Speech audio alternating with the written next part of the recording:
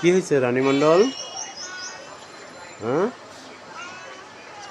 হ্যাঁ, সুরে সুরে গান গেয়েই যাচ্ছ নাকি? খাবার তো দিয়েছি, খেলে তো, খেয়েছো তো, আবার কি?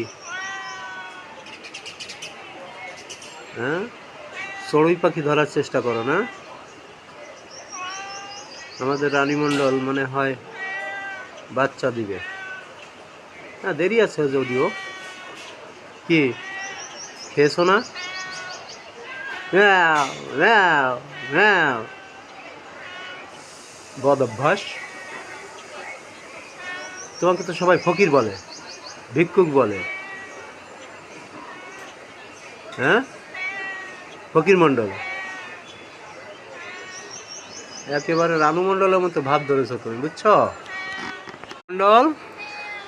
হ্যাঁ, দিলাম তো, খেয়েছো তো, ভালোই তো খেয়েছো।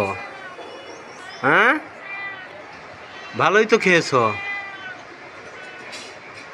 আর তোমার জন্য তো সবসময় খুব সুস্বাদু খাবার রেডি করে রাখা সম্ভব না।